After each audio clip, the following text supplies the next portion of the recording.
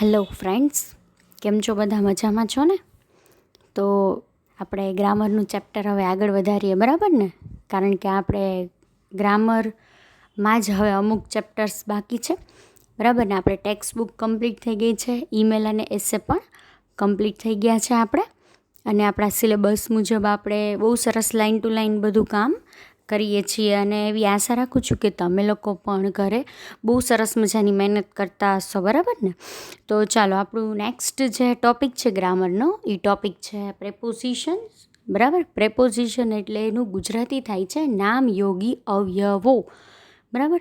અને એનો ઉપયોગ આપણે ક્યાં કરીએ છીએ? તો મિત્રો, તમે લોકોએ પ્રેપોઝિશન ધોરણ 7માં પણ શીખેલા છે, ધોરણ 8માં પણ શીખેલા છે, બરાબર? અને પ્રેપોઝિશન આગળ જતાં પણ તમારે દરેક સ્ટાન્ડર્ડમાં આવવાના જ છે. એટલે પ્રેપોઝિશનનો ઉપયોગ આપણે બહુ સરસ રીતે શીખવો જ પડશે. અને દર વર્ષે તમારે વધારે ને વધારે બે પાંચ પ્રેપોઝિશન્સ નવા આવતા જશે, બરાબર છે? તો ચલો, સૌથી પહેલાં પ્રેપોઝિશન એટલે શું એ આપણે શીખી લઈએ. કે ભાઈ, પ્રિપોઝિશન એટલે કે પ્રી એટલે કે આગળ, બરાબર? અને પોઝિશન એટલે કે સ્થાન, બરાબર? એટલે કે જે કોઈ પણ પ્રિપોઝિશન છે એનું જનરલી આપણે એવી રીતે એનું ગુજરાતી એવી રીતે થાય છે કે ભાઈ, કોઈ પણ નામ કે સર્વનામ હોય વાક્યમાં, બરાબર? એની આગળ કંઈક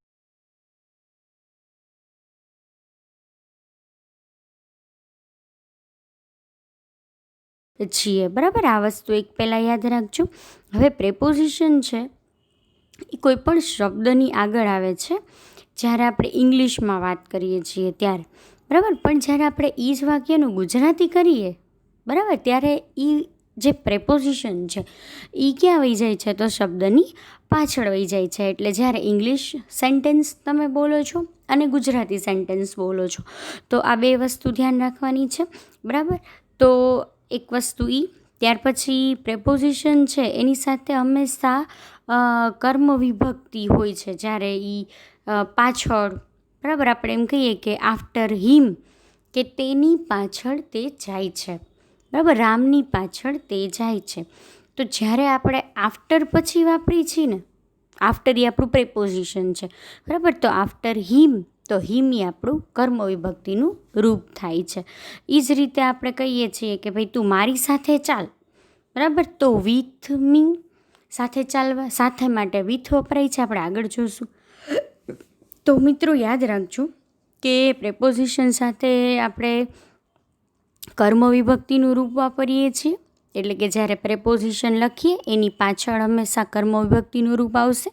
વાક્યની શરૂઆતમાં કરતા હોય જ છે, બરાબર? પ્રેપોઝિશન છે એ કોઈ પણ શબ્દની આગળ આવે છે ઇંગ્લિશમાં, અને એનું જ જ્યારે આપણે ગુજરાતી કરીએ છીએ તો એ શબ્દની પાછળ જતો રહીએ છે. પ્રેપોઝિશન છે ને એ હંમેશા નામ કે સર્વનામની સાથે આપણે વાપરીએ છીએ. એટલે પ્રેપોઝિશન્સના સૌથી પહેલાં યુઝિસ તમે જોઈ લેજો મિત્રો. ખાસ તમારે પાર્ટ 1 સમજવો જરૂરી છે, બિકોઝ કે પ્રેપોઝિશનની આખી માહિતી છે એ પાર્ટ 1માં તમને મળે છે કે વોટ ઇઝ પ્રેપોઝિશન.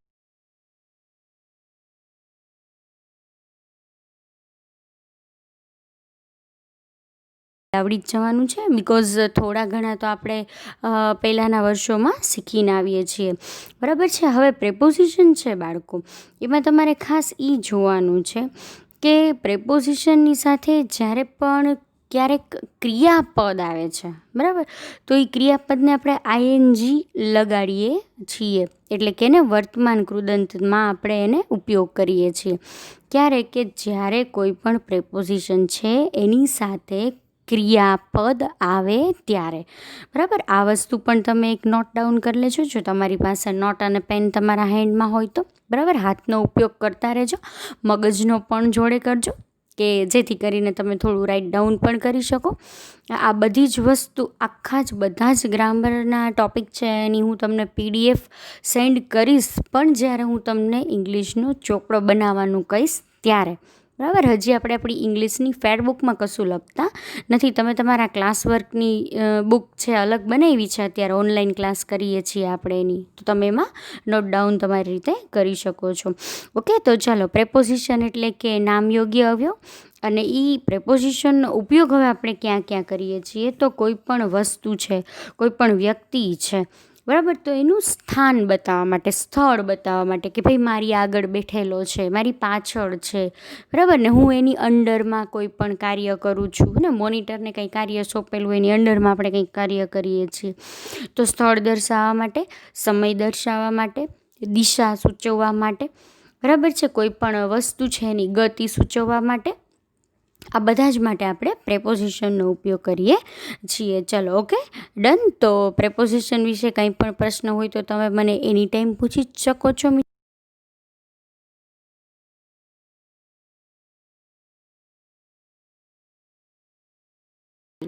બરાબર. તો તમે એ લખીને પણ કોઈ પણ સેન્ટેન્સ મને પૂછી શકો છો. તમારી ઇંગ્લિશની ગ્રામર બુક છે રેકનર ધોરણ 10ની, એમાંથી જ આપણે સ્ટડી કરીએ છીએ. તો તમે એમાં પણ પ્રેપોઝિશનનો ટૉપિક ખોલી લેજો કે જેથી કરીને તમારે એના દ્વારા સમજવું હોય તો પણ તમે સમજી શકો છો.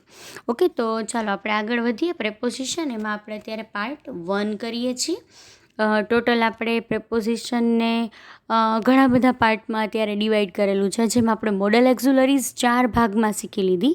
એ રીતે પ્રેપોઝિશન પણ 4 થી 5 ભાગમાં ડિવાઈડ કરવું પડશે, બિકોઝ લોટ્સ ઓફ પ્રેપોઝિશન્સ આપણે અત્યારે શીખવાના છે 9thમાં, અને એ જ તમારે 10thમાં પણ રિપીટ થાય છે બાળકો. એટલે તમે ધોરણ 10ના કોઈ પણ સ્ટુડન્ટ્સ છે એ પણ આ વિડીયો મારા ગ્રામર રિલેટેડ જોઈ શકે છે, બરાબર, કે જેથી કરીને ધોરણ 10નું જ ગ્રામર આપણે અત્યારે ભણીએ છીએ તો તમને પણ હેલ્પફુલ થઈ શકે ગ્રામરમાં. તો ઓકે, ચલો નેક્સ્ટ આપણે જોઈ લઈએ કે સૌથી પહેલું પ્રેપોઝિશન છે આપણું ઓન. પણ મિત્રો યાદ રાખજો કે ઓનનું ગુજરાતી થાય છે ઉપર, બરાબર, અને ઓન છે એ જ રીતે ઓવર એનું પણ ગુજરાતી થાય છે ઉપર, OVER, અને એના પછીનું છે અબોવ, ABOVE, એનું ગુજરાતી પણ એબોવ એટલે પણ ઉપર. ડન. પણ મિત્રો યાદ રાખવાની તમારી એ વાત છે કે ભાઈ 3 વસ્તુ છે જે પ્રેપોઝિશન છે 3 એ અલગ અલગ રીતે ઉપયોગમાં થાય છે. કોઈપણની સાથે તમે ઓન કે કોઈપણની સાથે ઓવર અને અબોવ યુઝ કરી શકતા નથી. તો તમારે કઈ રીતે કોને યુઝ કરવાનું છે, તો ચાલો પહેલું આપણે જોઈ લઈએ ઓન. કે નોટ ડાઉન કરતા જજો સાથે જ કે ભાઈ કોઈ પણ વસ્તુ છે, બરાબર છે, એ બીજી વસ્તુને જ્યારે સ્પર્શ કરીને એની ઉપર હોય છે, બરાબર.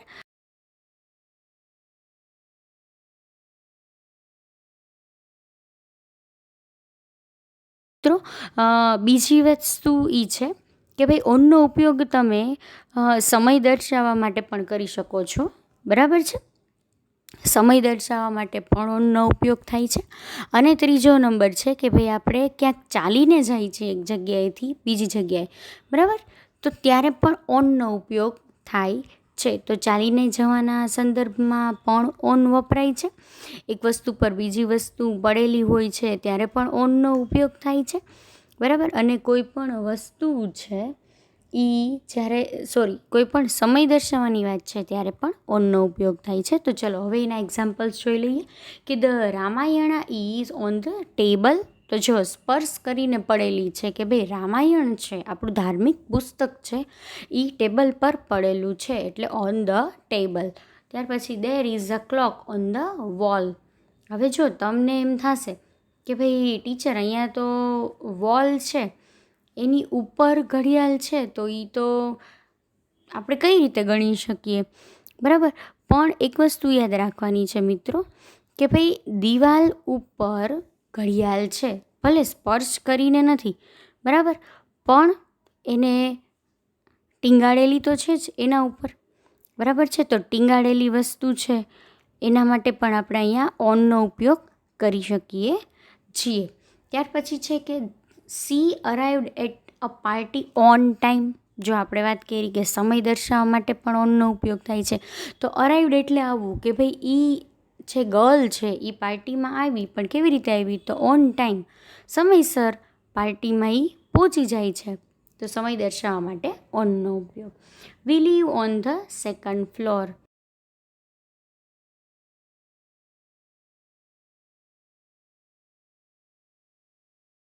વી લીવ એટલે કે છોડીને જતું રહેવું. તો એ સ્પેલિંગ મિસ્ટેક જે અહીંયા છે એ તમે ઇમ્પ્રૂવ કરી લેજો જ્યારે તમે તમારી બુકમાં એ રાઇટ ડાઉન કરો છો. એટલે એમ કે છે કે અમે LIVE લીવ આવશે, એટલે અમે રહીએ છીએ ક્યાં, તો ઓન ધ સેકન્ડ ફ્લોર. તો આપણે રહેવા માટેની જગ્યા બતાવી છે, બરાબર છે. ત્યારે પણ આપણે ઓનનો ઉપયોગ કરીએ છીએ કે on the second floor. Next one છે કે my bottle is on that table, કે મારી બોટલ છે પાણીની એ ઓન ધેટ ટેબલ, કે પહેલાં ટેબલ પર પડેલી છે. તો ટેબલ પર બોટલ કઈ રીતે પડેલી છે, તો સ્પર્શ કરીને અડીને પડેલી છે, બરાબર. તો એના સંદર્ભમાં પણ આપણે કોનો ઉપયોગ કરીએ છીએ, તો ઓનનો ઉપયોગ કરીએ છીએ મિત્રો. તો ઓનનો ઉપયોગ તમે જોઈ લીધો છે, સ્પર્શ કરવા માટે, સમય દર્શાવવા માટે. પગે ચાલીને જવાની વાત હોય, બરાબર, ત્યારે પણ આપણે ઓનનો ઉપયોગ કરી શકીએ કે ભાઈ he goes to school on foot, બરાબર. આ એક્ઝામ્પલ હું તમને એક એક્સ્ટ્રા આપી દઉં છું કે ભાઈ તે પોતાના પગ દ્વારા ચાલીને સ્કૂલે જાય છે, શાળાએ જાય છે. તો પગે ચાલીને એક જગ્યાએથી બીજી જગ્યાએ જવાના સંદર્ભમાં પણ આપણે ઓનનો ઉપયોગ કરીએ છીએ. ચલો નેક્સ્ટ વન આપણું બીજું છે કે ઓવર, બરાબર. ઓવર એટલે પણ ઉપર, અને આપણે એ વાત કરેલી છે કે ઓવરનો ગુજરાતી ઉપર જ થાય છે, પણ ઓવર છે એ ક્યારે વપરાય છે કે ભાઈ એક વસ્તુ કોઈ પણ અથવા તો કોઈ પણ વ્યક્તિ છે એની ઉપરથી કંઈક ઉડીને જતું રહે છે, બરાબર ને. આપણે ઊભા હોય નીચે અને આપણી ઉપરથી પ્લેન જતું રહીએ તો આપણે ઓવર કહીએ. આપણે સ્પર્શ કર્યા વગર જ, એટલે કે સ્પર્શ કર્યા વગર કોઈ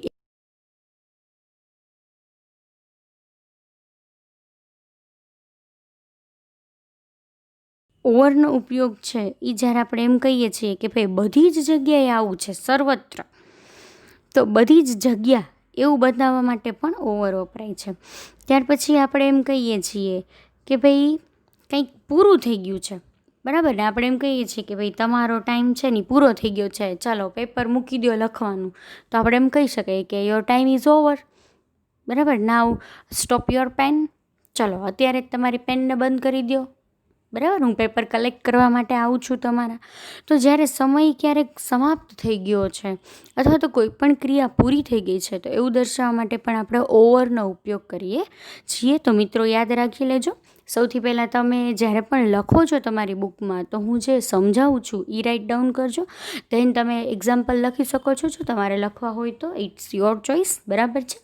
તો ચાલો ઓવરના એક્ઝામ્પલ્સ જોઈ લઈએ કે that aeroplane is flying over our head, કે જુઓ ધેટ એરોપ્લેન, પહેલું એરોપ્લેન છે, ઇઝ ફ્લાઇંગ કે ઉડી રહ્યું છે, ઓવર એટલે કે આપણી, ઓવર હેડ એટલે કે આપણા માથાની ઉપર પેલું એરોપ્લેન છે ઉડીને પસાર થઈ ગયું છે. તો સ્પર્શ કર્યા વગરની વાત છે. ત્યાર પછી નેક્સ્ટ વન છે કે હી jumped over a plant, plant એટલે કે છોડ, કે એને એવું જમ્પ કૂદકો માર્યો, ક્યાંથી, તો ઓવર અ પ્લાન્ટ, એક છોડ હતો એ છોડ ઉપરથી કૂદકો મારી અને એ પસાર થઈ જાય છે. The class is over at 11 AM. જો આપણે હમણાં જ વાત થઈ કે કોઈ વસ્તુ પૂરી થઈ છે, બરાબર ને. તમારી એક્ઝામ, અહીંયા ક્લાસની વાત છે કે તમારા ક્લાસ છે એ ક્યારે પૂરા થશે, તો ઓવર પૂરા થઈ જશે એટ 11 AM. અને સવારે 11 વાગ્યાનો સમય આપ્યો છે કે ભાઈ તમને 8 વાગે બોલાવ્યા હોય, તો ભાઈ તમારો ક્લાસ છે એ 11 વાગે પૂરો થશે. English is spoken all over the world. આપણે પહેલાં જ વાત થઈ, બરાબર ને, કે બધી જ જગ્યાએ કંઈક બોલાય છે.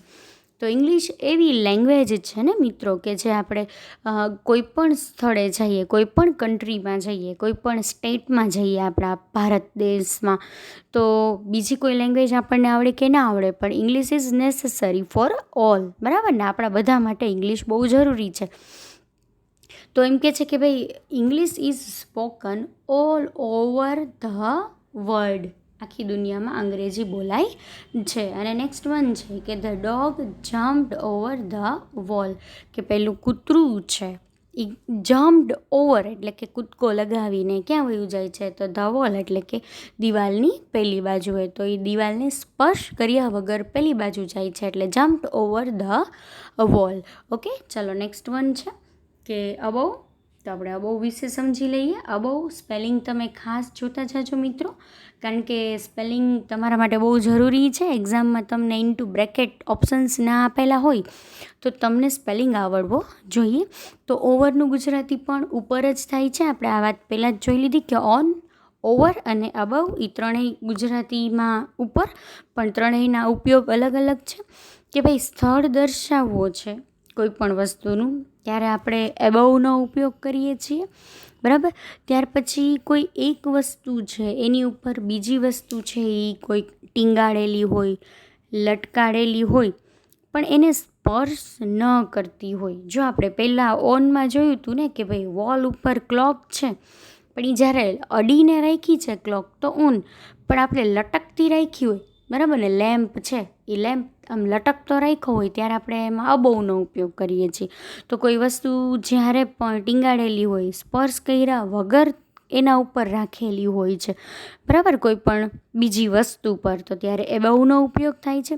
પછી ક્યારેક એવી વસ્તુ માટે પણ એબવનો ઉપયોગ થાય છે કે તમે એને જોઈ શકો છો પણ સ્પર્શી ના શકો, બરાબર ને. આપણે એક પોએમમાં આવે છે ને કે ટ્વિંકલ ટ્વિંકલ લિટલ સ્ટાર, તો એમાં એક લાઈન આવે છે, બરાબર ને, કે up above the world so high, કે આખી દુનિયા છે એ બહુ મોટી છે અને above the world so high, કેટલું બધું ઊંચું છે આપણું આકાશ છે, આપણે એને અડી નથી શકતા, જોઈ શકીએ છીએ. તો એના માટે ABOVE અબવનો ઉપયોગ થયેલો છે. એટલે મિત્રો યાદ રાખજો કે એબવ છે એ ક્યારે વપરાય છે. જેના એક્ઝામ્પલ્સ જોઈ લઈએ આપણે. એબવ માટે થઈને સૌથી પહેલું જ એક્ઝામ્પલ સરસ આપ્યું છે કે all the students above 12 year have to take tickets. કોઈ પણ જગ્યાએ આપણે જઈએ તો આપણે ટિકિટ લેવાની હોય, બરાબર ને, એમને એન્ટ્રી મળતી ના હોય. કે અબવ 12 યર્સ એટલે કે 12 વર્ષની ઉપર, તો ઉંમર દર્શાવવા માટે પણ ક્યારેક આપણે એબવનો ઉપયોગ કરીએ છીએ. કે 12 વર્ષથી ઉપરના જેટલા પણ સ્ટુડન્ટ્સ છે એ હેવ ટુ ટેક ટિકિટ્સ, એટલે એ લોકોએ ફરજિયાત ટિકિટ્સ લેવી પડશે. નેક્સ્ટ વન છે કે there is a lamp above the switch board, કે સ્વિચ બોર્ડ છે એની ઉપર લેમ્પ રાખેલો છે, એને અડકતો નથી, સ્પર્શ પણ કરતો નથી, બરાબર. પણ લેમ્પ માટે હોલ્ડર હોય, આપણને ખબર છે ને, હોલ્ડરની અંદર લેમ્પ ફિટ કરેલો હોય છે. Water is flowing above the dangerous mark, કે પાણી છે એનું સ્તર એટલું બધું ઊંચું આવી ગયું છે, એટલું બધું ફ્લો વધી ગયો છે પાણીનો, કે ક્યાંથી વધી ગયો છે કે અબવ ધ ડેન્જરસ માર્ક, કે ડેન્જરની જે નિશાની આપી હોય ને કે ભાઈ આટલા લેવલે પાણી ડેન્જરમાં વહેતું હોય, એનાથી પણ ઉપર પાણી વહેવા લાગ્યું છે. દેટ મીન્સ કે વરસાદ બહુ સારો થયો છે અને આપણને ખબર છે આ વર્ષે વરસાદ કેવો થયો છે, બરાબર ને, ઇન 2020. ચાલો નેક્સ્ટ વન છે કે દર્શન is above me in the class. જો વર્ગખંડમાં દર્શન છે એ મારા કરતાં કેવો છે, આગળ છે, ચડિયાતો છે, હોશિયાર છે. તો ક્યારેક આપણા કરતાં કોઈ ચડિયાતું છે, આપણા કરતાં કોઈ હોશિયાર છે, એવું દર્શાવવા માટે પણ આપણે એબવનો જ ઉપયોગ કરી શકીએ છીએ. કે ભાઈ દર્શન છે એ મી એટલે મારા કરતાં ક્લાસમાં કેવો છે, તો આગળ છે. Up above the world so high, અને હમણાં જ આપણે વાત થઈ કે ભાઈ દુનિયા છે એનાથી આકાશ છે એ સો હાઈ, ઘણું બધું ઊંચું છે ને આપણે એને જોઈ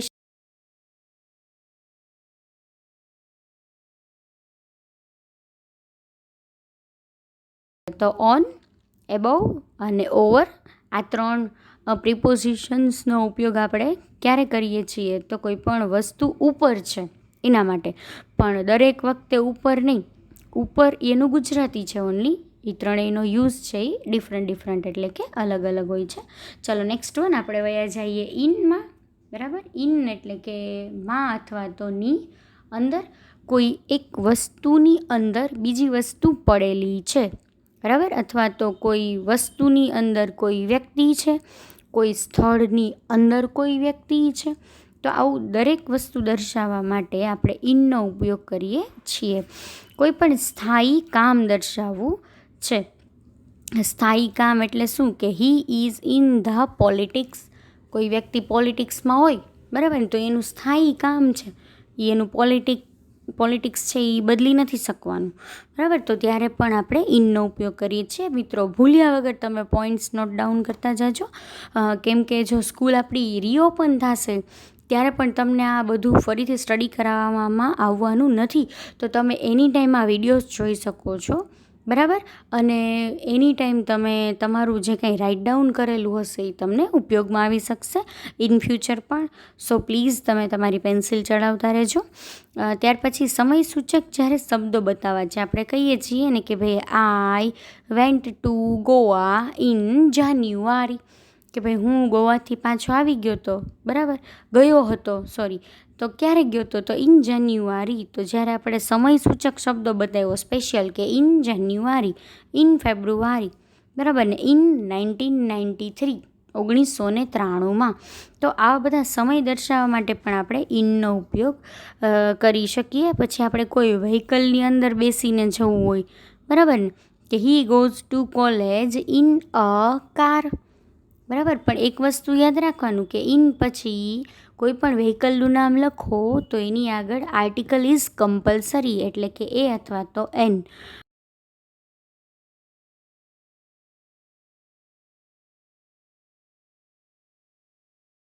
તમે કરી શકો છો. અને જ્યારે સમયગાળો દર્શાવવો છે આપણે, બરાબર, કે ભાઈ ઇન અ મિનિટ, કે હું એક જ મિનિટમાં આવું છું, બરાબર. ઇન 2 વીક, કે હું 2 અઠવાડિયાની અંદર પરત ફરીશ. તો ઇન ધીઝ મંથ, આ જ મહિનામાં મારે આ કામ કરવાનું છે. તો જ્યારે આવી બધી વાત થાય છે સમયગાળો દર્શાવવા માટેની ચોક્કસ, તો ત્યારે પણ આપણે ઇન પ્રિપોઝિશનનો ઉપયોગ કરીએ છીએ મિત્રો. ચલો એક્ઝામ્પલ્સ જોઈ લઈએ એના, કે there are many animals in the zoo, કે આ જે પ્રાણી સંગ્રહાલય છે એની અંદર ઘણા બધા પ્રાણીઓ છે. Next one, I went to Goa in the last month, એમ કે છે કે ભાઈ હું ગોવા છે એ went to Goa in the last month, ગયા મહિને.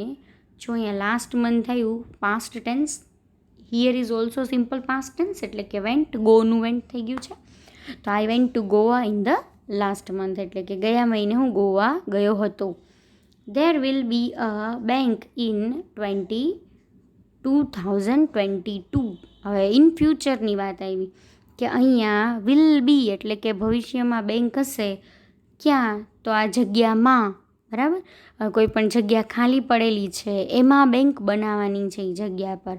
તો ક્યારે આપી છે? તો તમને સ્પેશિયલી આપ્યું છે કે 2022, બરાબર, એટલે કે 2022માં, ત્યારે 2020 ચાલી રહ્યું છે. તેમ કે છે કે 2022માં અહીંયા હશે, બરાબર, બેંક છે એ બનેલી હશે. ત્યાર પછી શું આપ્યું છે તમને, કે Chetna gets up early in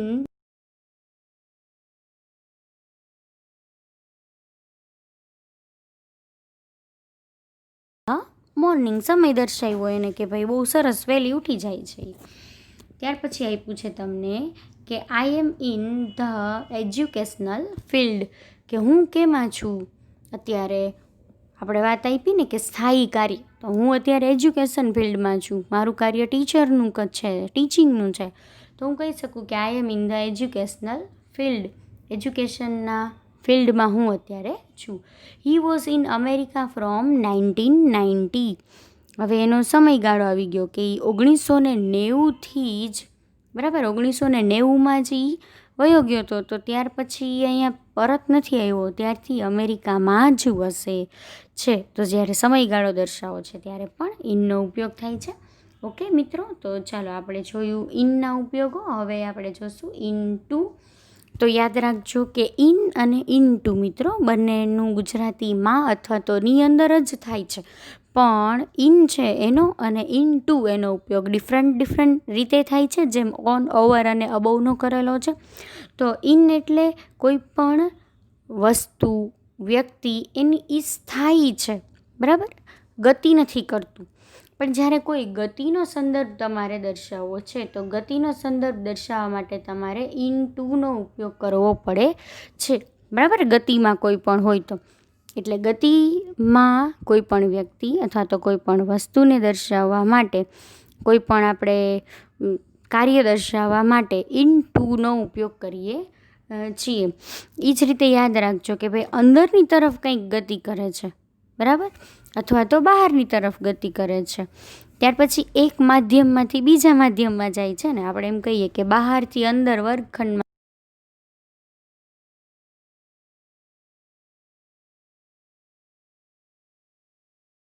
સ્થિતિ ચાલુ છે એના માટે આપણે ઇન્ટુનો ઉપયોગ કરીએ છીએ. એક્ઝામ્પલ્સ જોઈ લઈએ કે ધ ટીચર કેમ ઇન્ટુ ધ ક્લાસ. શિક્ષક છે એ કેમ ઇન્ટુ ધ ક્લાસ, વર્ગખંડમાં આવી રહ્યા હતા. કેમ એટલે કે ધ સિમ્પલ પાસ્ટ ટેન્સ, ભૂતકાળની વાત છે. Divide into 4 groups. ડિવાઈડ એટલે એના ભાગ પાડી દો. કેમાં ભાગ પાડો? તો ઇન્ટુ 4 ગ્રુપ્સ, કે એ લોકોને 4 ગ્રુપમાં વહેંચી દો. તો ક્રિયા ચાલુ છે, ગતિમાં છે ને, બધાને ડિવાઈડ કરશે કે ભાઈ તું આમાં જા, તું પહેલા ગ્રુપમાં, તું પહેલાં, તો એવા 4 ગ્રુપ પાડવાની વાત થયેલી છે. ટ્રાન્સલેટ ઇન્ટુ ઇંગ્લિશ, કે ભાઈ નીચેના વાક્યો છે એને અંગ્રેજીમાં ટ્રાન્સલેટ એટલે કે બદલી નાખો. Share these chocolates into 2 parts, કે આ જે ચોકલેટ્સ છે એને શેર એટલે વહેંચી દો. ઇન્ટુ 2 પાર્ટ્સ એટલે કે 2 ભાગમાં. તો વહેંચવાની ક્રિયા કેવી આવી? તો ગતિ ચાલુ આવી, બરાબર, કંઈક ક્રિયા એમાં ચાલુ આવી એટલે કીધું છે કે ઇન્ટુ 2 પાર્ટ્સ એટલે કે 2 વિભાગમાં વહેંચી દો. The frog fail into the well. Frog એટલે કે શું થાય? દેડકો, બરાબર. Fail into the well, fail એટલે પડી જવું, ઇન્ટુ ધ વેલ એટલે કે કૂવામાં. દેડકો છે એ કૂવામાં પડ્યો અથવા તો દેડકો છે એ કૂવામાં ગયો, તો એ ગતિમાં હતો જ્યારે ગયો અથવા પડ્યો ત્યારે. એટલે ગતિમાં દર્શાવવા માટે આપણે કેનો ઉપયોગ કરીએ છીએ? તો ઇન ટુ, બરાબર છે મિત્રો. તો ગતિના સંદર્ભમાં કોની વાત થાય છે? તો ઇન ટુની વાત થાય છે. હવે મિત્રો 5 પ્રેપોઝિશન્સ આપણે આજના દિવસમાં શીખી લીધા છે અને 5 પ્રેપોઝિશન્સ છે એ તમે રિપીટ કરી લેજો, બરાબર. વિડીયો એકવાર નહીં પણ 2 વાર જોજો, કે જેથી કરીને આપણે પ્રેપોઝિશન્સ વિશે બહુ વ્યવસ્થિત માહિતી મેળવી શકીએ.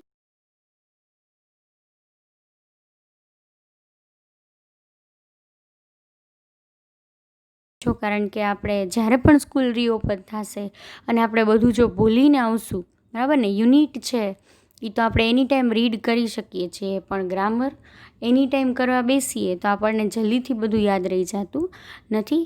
સો બી કેરફુલ ગ્રામર માટે થઈને, બરાબર છે. એન્ડ ટેક કેર, ધ્યાન રાખજો બધાનું અને વિડીયોઝ જોતા રહેજો.